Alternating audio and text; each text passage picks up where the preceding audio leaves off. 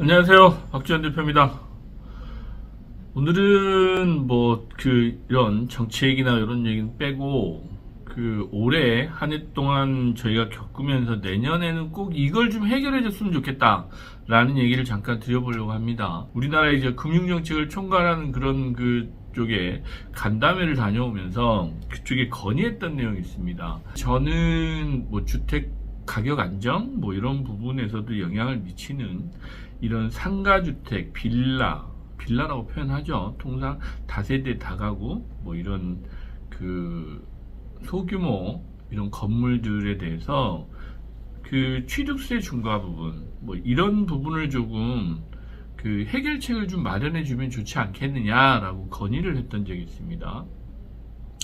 21년도죠. 대법원 판례로에서 유권 해석이 나왔는데 잔금시까지 주택 부분을 유지를 해야 양도세, 비과세 이런 양도세, 장특공제 이런 것들을 좀 받는 그런 해석이 나오면서 다세대 다가구 이런 부분이 지금 이제 주택 공급에서는 또 상당한 영향을 미치는 부분도 있거든요. 서민 주거 안정을 위해서는 그런 투자 상품, 그러니까 부동산을 보면 투자 상품이에요. 수익형 부동산이니까.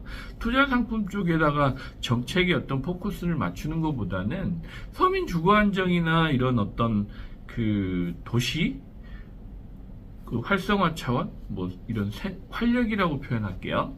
이제 그런 차원에서 보면 이런 서민들이 가지고 있는 빌라 시장, 다세대 다가구 상가주택 이런 시장을 조금 거래가 될 수 있게, 그리고 그런 주거 시설도 이제는 새로운 건물로 재건축이 좀 용이하게, 그리고 투자자들도 좀 유입이 될 수 있게 시장을 좀 정상화해야 되는 조치를 해주셔야 되는 거 아닌가라는 생각이 좀 들었어요.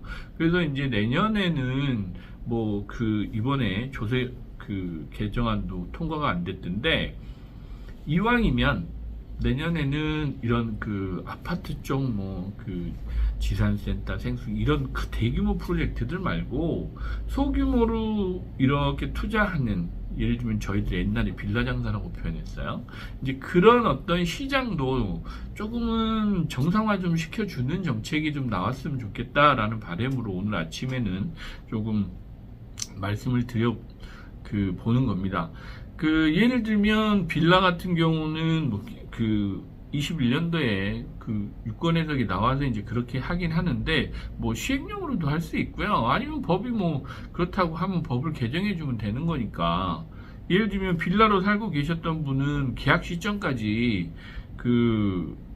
거주를 하고 있거나 주택 상황이었으면 예전처럼, 그렇다고 하면 투자하는 사람 입장에서는 잔금시에까지는 멸시를 하는 조건이라든가 이렇게 해서 취득세 중과 부분도 좀 완화를 해주고, 그리해야 이게 거래도 좀 활성화되고, 실제로 노후 건물들 같은 경우는 재건축을 해야 되는데 그런 투자자들이 유입이 못 되니까, 예를 들면 사업하시는 분들, 빌라 장사 하시는 분들 있잖아요. 주택 사업 하시는 분들도 소규모로 하시는 분들도 살아갈 수 있는 뭔가 기회가 주어지는 이런 상황을 좀 만들어줘야 좀 전체적으로 정상화되지 않을까라는 생각을 좀 해봤습니다. 그래서 내년에는 조그마한 꼬마 빌딩이라고 표현하면 그렇고요.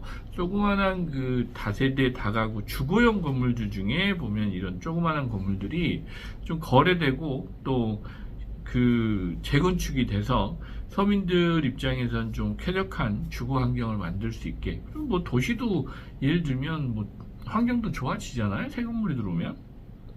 그 다음에 이제 경제에도 활력이 좀 붙고 하면 좋겠다라는 생각이 들었습니다.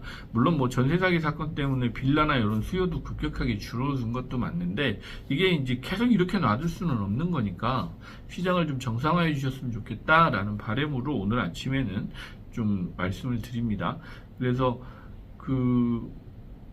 내년에는 많은 정책이 있겠죠. 뭔가 변화도 있고 하겠지만, 저 같은 사람이 또 이런 얘기를 자꾸 해내야 해서 여러분들의 이제 의견들이 나오고 공감대가 형성이 돼야 내년도 정책에도 반영이 좀 되지 않을까라는 생각이 들어서 아침에 좀 시간을 마련해 봤습니다. 다들 걱정도 많고 또 우려도 많이 하고 계시겠지만 그럼에도 불구하고 우리는 잘 할 수 있다 라는 바람으로 또 희망으로 그 힘을 내서 오늘도 힘차게 또 일을 해보도록 하겠습니다. 오늘 하루 행복하십시오. 감사합니다.